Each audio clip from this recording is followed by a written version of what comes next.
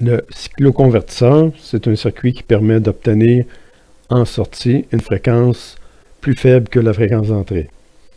On fait ça en laissant passer plusieurs alternances positives, ensuite plusieurs alternances négatives, ce qui fait que la période globale du cycloconvertisseur va être plus longue que celle de la source. Si vous allez dans Wildy, chapitre 42, la figure 42-34, vous allez voir le schéma d'un cycloconvertisseur. En utilisant un transformateur triangle-étoile, ça nous permet de générer un réseau 4 fils, donc 3 phases et un neutre, à partir d'un réseau 3 fils seulement. Le circuit comprend 6 thyristors ou 3 triacs pour générer les formes d'ondes désirées. Voici un schéma PSpice qui utilise le triac MAC 210-10 de la librairie Thyristor. Donc l'utilisation des triacs permet d'alléger le schéma, mais on pourrait très bien éditer le circuit et utiliser des thyristors. Le circuit présente différentes impulsions pour amorcer les triacs à des instants précis. On va voir un peu comment déterminer ces temps d'impulsion-là. Les sondes différentielles bleues vont nous permettre de voir les impulsions qui vont amorcer le triac. Et la sonde V va nous permettre de voir le signal de sortie. Si on regarde le signal de sortie, on a 4 segments positifs suivis de 4 segments négatifs. Et ça se répète. Donc ça, c'est la période du cycloconvertisseur. On voit que le premier sinus dure 150 degrés, ensuite c'est 120, 120 et on revient à 150 degrés. On voit les impulsions bleues. Ici, la première impulsion amorce le triac X1. Ensuite, il est réamorcé ici. Il est réamorcé là sur l'alternance négative et il est réamorcé ici et le cycle se répète. La période, c'est 50 millisecondes. Si on regarde la FFT de ce signal-là, on voit que la fondamentale est à 20 Hz, son amplitude est 177 volts, donc ça nous fait une valeur efficace de 125 volts. On a les harmoniques non négligeables à 60, 100, 140, etc. Comment on détermine les impulsions d'amorçage du circuit? Donc on a un exemple ici avec un cycloconvertisseur de 4 segments, mais en général, on détermine le nombre de segments positifs qu'on veut. On répète avec le nombre de segments négatifs.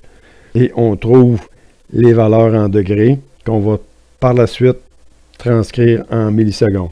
On les met en degrés parce que en faisant une grille aux 30 degrés, on va être capable de déterminer assez facilement les instants d'amorçage des triacs.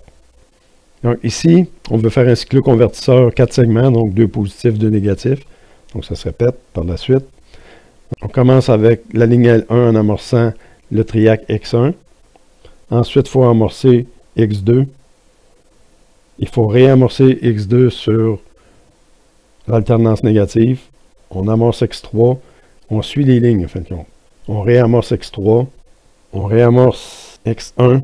On réamorce X1. On réamorce X2. On réamorce X2. Ensuite, c'est X3, X3, X1. Et on est revenu à l'instant où la ligne L1 revient sur un fond positif. Donc, il faut faire tout ça pour que, au niveau de la simulation, ça puisse se répéter.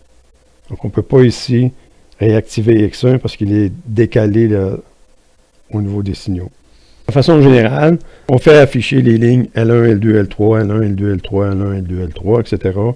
Et on dessine le signal qu'on désire jusqu'à temps qu'on revienne sur le fond montant de L1. La grille est aux 30 degrés, donc c'est facile de trouver les valeurs de degrés. On peut remplir une table avec les degrés et les triacs, convertir ça ensuite en millisecondes, et c'est ce qu'on reporte au niveau des sources d'impulsion. Maintenant qu'on a les sources d'impulsion, on peut éditer le circuit pour y mettre tous les temps des impulsions. Donc on se fait à la table directement X1, 0, Ensuite de ça, on aura X1 à 34, aussi à 41, et finalement X1 à 76. Donc la séquence, c'est on amorce lui, 13, ensuite 20, etc. On peut suivre le graphique précédent. La durée de l'analyse, c'est important de fixer la bonne longueur de façon à ce que la FFT soit correcte. Donc dans notre cas, on doit éditer toutes les périodes des sources pour que la durée soit de 83,35 millisecondes. On peut aller dans le projet, cliquer sur la page, souris droite pour ouvrir le menu des propriétés et à ce moment-là, on peut éditer et changer toutes les valeurs de période pour les sources d'impulsion. Le résultat de la simulation, donc ça nous donne un cycloconvertisseur de 4 segments, 2 positifs, 2 négatifs.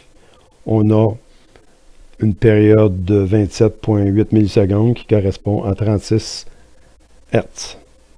Si on fait la FFT, on voit que on a à 36 Hz une amplitude de 174 volts, donc 123 efficace. On n'a pas d'harmonique à 60 Hz, mais on a 108, 180, etc.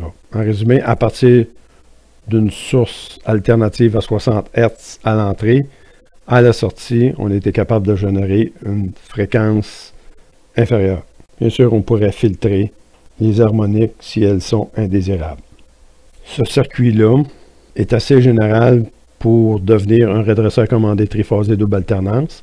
Donc, on pourrait obtenir, contrôler soit juste une tension positive ou juste une tension négative, faire le contrôle de vitesse et de direction d'un moteur CC, un peu comme on a vu avec les redresseurs commandés monophasé double alternance, mais ici, c'est comme si on en avait 2 dans 1. Bien sûr, on peut faire un gradeur triphasé 3S et 3D, un relais statique triphasé 3S, 3D, 3 relais statiques monophasés. Donc, la différence est obtenue par un amorçage différent des thyristors. Donc, c'est les sources d'impulsion qui vont déterminer le comportement du circuit.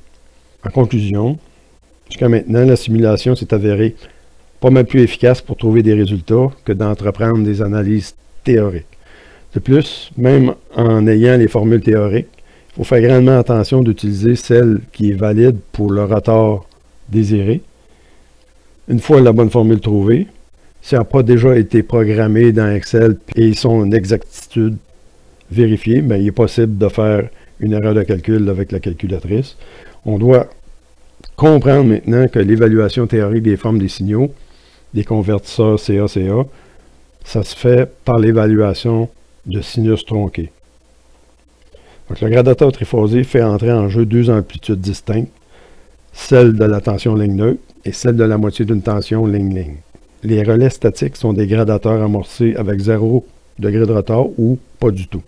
Les cycloconvertisseurs permettent d'obtenir en sortie un signal AC de fréquence plus basse que la fréquence de départ. On doit également comprendre que le simulateur permet d'obtenir des résultats valides sans se soucier de formules théoriques. Terminé.